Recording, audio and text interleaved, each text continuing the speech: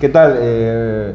¿Cómo están, amigos de Mancoica TV? En esta oportunidad vamos a conversar un tema de actualidad que tiene que ver con la renegociación del contrato de Camisea. Estamos con Tito, entonces vamos a hacer algunas preguntas y unos comentarios para que nos esclarezca el tema y ver si es que hay alguna posibilidad de mejoras en el contrato de Camisea. ¿Qué tal? ¿Cómo estás, Tito? ¿Qué tal, David?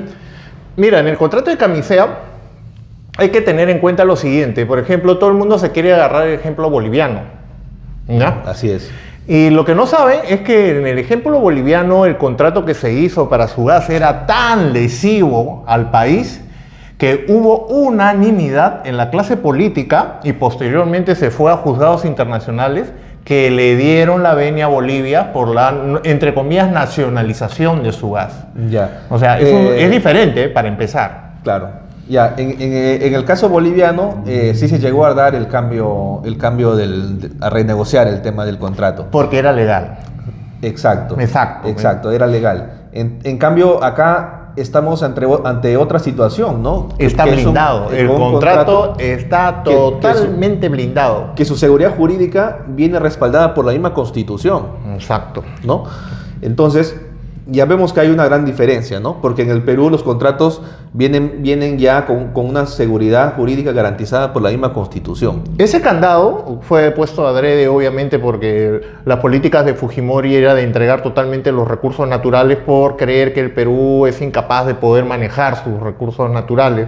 Así es. Entonces, se procedió en consecuencia. Aparte que en esa época todo era un robo y todo el mundo cobraba comisiones por cada cosa que decía. Entonces, ¡pum!, ese contrato nació. Ojo, pero antes de que ese contrato naciera, tú sabes que la Shell hizo las exploraciones iniciales.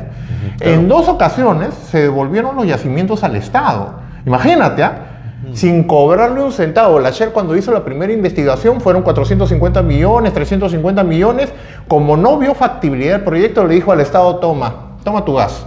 Y el Estado tenía su gas, ¿y ahora qué hago? Mira, 2 oportunidades para poder hacer un desarrollo químico industrial en este país, perdidos por una ideología que ahora se reconoce que es absurda, de libre mercado, que el Estado es incapaz, etcétera, etcétera, etcétera. Claro, por eso Camisea demoró tanto en salir, ¿no? Y se empezó a hacer el contrato con Paniagua, ¿no? Luego los sucesivos gobiernos, sin embargo, sí modificaron el contrato, ¿no? ¿Nos puedes explicar cuántas veces fue modificado y por qué? La modificación más interesante que implica la corrupción, sobre todo de Han Oil, donde Kuczynski había trabajado un año antes.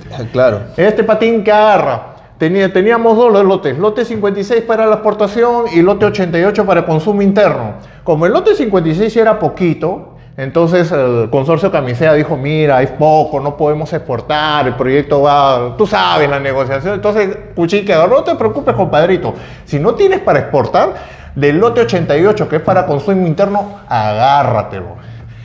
Ollanta, ¿para qué? Revirtió eso, se paró y le dijo, ustedes no van a tocar el lote 88, que es una de las pocas cosas que hizo, pero donde sí definitivamente siguió siendo lesivo, tú sabes que el 80% del gas licuado de petróleo sale del gas de Camisea. El 80% nos lo venden a precio internacional, es como si lo compráramos de Texas. Por eso, ¿cuánto pagas por el gas tú? 50 soles, yo también pago 50 soles. Es carísimo. Pero también tenemos que reconocer que el gas para consumo interno, el gas natural, por ejemplo, si tú tuvieras la conexión de gas, te sale baratísimo. Tranquilamente tu cuenta puede salir 10, 12 soles. Claro. Ya, entonces, en ese escenario de que sí se puede, digamos, renegociar el contrato, ¿tú crees que tenga viabilidad la propuesta del gobierno actual de sentar a la empresa y empezar una renegociación? Lo que pasa es que fuera de la jugada que nos hacen con el gas licuado, el gas que nosotros compramos en el balón, que sí, obviamente por justicia debería ser renegociado, porque el 80% del gas que consume el Perú, gas licuado de petróleo, viene de Camisea. Está el gas de exportación, que tiene una trampita. El gas de exportación, tú alucinarás el BTU, que es la unidad con el cual venden el gas básica, ¿no? ¿Cuánto está el BTU en Japón? $16, vendido. Y entonces tú agarras y cobras regalías de ahí. La trampita que han hecho es que no. Te dicen, no. Ese precio va a estar sujeto a una marcación. Una marca en Estados Unidos que le llama Henry Hub. Y si el Henry Hub dice que el gas está a $2 y por más que te digan que en Asia lo vendes a 16, a $2 tú facturas y en base a esos $2 pagas regalías. Por eso se ha dado la increíble situación de que las regalías por el gas de exportación son menores a las regalías que del mercado peruano que compra el gas licuado de petróleo. O sea, es alucinante, es un robo descarado. Campodónico, este comentarista de La República, hizo un estudio bien documentado y llegó a la conclusión que nos habían birlado $1.000 millones en ese gas. O sea, no solo el gas licuado de petróleo, sino también el gas de precio de exportación, que es una vergüenza. Ahorita, en Europa, el precio de la energía eléctrica se ha elevado por los cielos. Ese es un informe que nos ha presentado The Economics. ¿Por qué? Porque por los problemas que ha habido de no hay suministro, por el COVID, etcétera, se ha elevado por el cielo. ¿Y de dónde saca energía eléctrica Europa? De gas natural. Así de simple. Y te digo otra cosa más. Los rusos, que están haciendo un tremendo oleoducto para darle gas a Alemania y en parte a Europa, los rusos tienen un problema con el cambio climático, el permafrost. El permafrost es un hielo perenne, o sea, está al lado perenne. Entonces los rusos, las 2/3 partes de su territorio tienen permafrost. ¿Qué sucede? Su infraestructura, por ejemplo, construyes tu oleoducto y agarras y lo clavas sobre el permafrost porque tú partías del supuesto que eso jamás se va a derretir, se está derritiendo. O sea, va a haber un problema enorme de transferir el gas desde Rusia, que tiene bastante, a Europa. ¿Eso implica qué? Que el precio del gas peruano, del gas de camisea, se va a ir por las nubes. Y bueno, si seguimos con el contrato, va a ser uno de los robos históricos más grandes de esta colonia, teniendo en cuenta que ha habido robos memorables ya antes, ¿no? Claro. Entonces, de todas maneras, yo también me sumo a esa idea de que de todas maneras el gas o ese contrato debería de, por lo menos, revisarse o hacerse público o debatirse en el Congreso, no solamente en el Ejecutivo. Debería ser una política de tanto el Ejecutivo como el Legislativo, revisar ese contrato. Y si encontramos cosas que están bien, pues dejemos que siga. Y si encontramos alguna cosa que está errada o no nos está beneficiando, tiene que arreglarse, ¿no? La Constitución dice que el recurso es de todos los peruanos, ¿no? Pero hagamos que el beneficio económico de la empresa concesionaria también se perciba o mejore, ¿no? En vista que realmente los peruanos tenemos el derecho de recibir un mejor servicio en el gas. Porque tú sabes que también se dice que, y es cierto, ¿no?, que el Perú también necesita infraestructuras para distribución de gas. Eso es, digamos, un vacío, un pasivo que nos han dejado estos sucesivos gobiernos, ¿no? Tanto el de Toledo, el de Ollanta, el de Alan García y la estafa de gobierno que hemos tenido entre PPK y Vizcarra, que prácticamente han sido 5 años perdidos, ¿no?, de no promover infraestructura en todo el territorio nacional para distribuir el gas. En eso tienes razón, no es que estemos en contra del consorcio Camisea, no, ni tampoco LNG Perú, no estamos en contra de eso. O sea, ¿sabes por qué? Porque mira lo que ha pasado ahora con el COVID, ¿no? Las cadenas de suministro se han interrumpido. Le ha hecho un alboroto terrible en los precios, hay un caos total. Sí. Los contenedores que antes al Perú de China a Lima eran $2.000, ahora están $10.000, $12.000.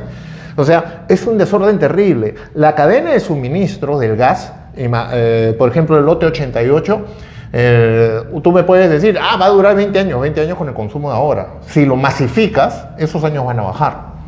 Es como Argentina, por ejemplo. Argentina usa bastante el gas y vive del gas boliviano. Los bolivianos, al haber hecho este tipo de recuperación de su gas, también les pasó un hecho colateral. No tienen inversión. Tú necesitas inversión para encontrar más gas. Y no solo es inversión de dinero, es inversión de conocimiento. O sea, no porque yo tengo 350 millones, que es lo que le costó a la Shell inicialmente para encontrar el gas de Camisea, puedo agarrarlo y voy con mis ingenieros que lo recoge por ahí y busco gas. No, la Shell tiene el conocimiento, el know-how, como se dice. No podemos interrumpir la cadena de suministro. Lo que te trato de decir acá, no podemos interrumpir buscar más gas, encontrar más yacimientos.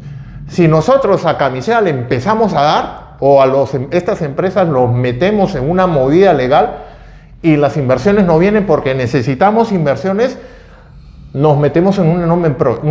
Claro, el Perú es incapaz de hacer esas prospecciones a futuro, tanto de gas, petróleo y minería. Yo hace poco encontré el comentario de la misma gente de Petroperú que ha perdido el know-how. O sea, los ingenieros de exploración ya no existen.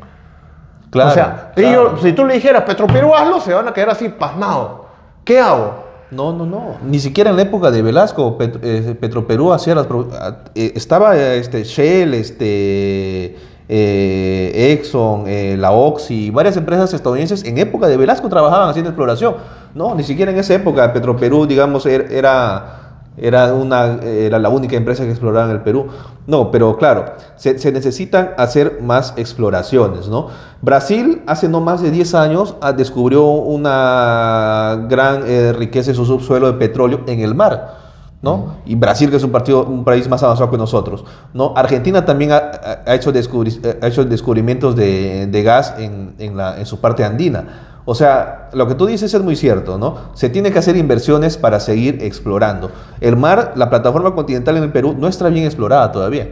Posiblemente hay petróleo, ¿no? Para explotar. Hay, solo que no hay condiciones o faltan inversiones o no se sabe con exactitud cuánto de petróleo hay en el fondo del mar. Entonces, claro, necesitamos inversión y necesitamos de la inversión privada justamente en estos aspectos que son de mucha especialización, que son muy delicadas, como el gas, el petróleo y la minería.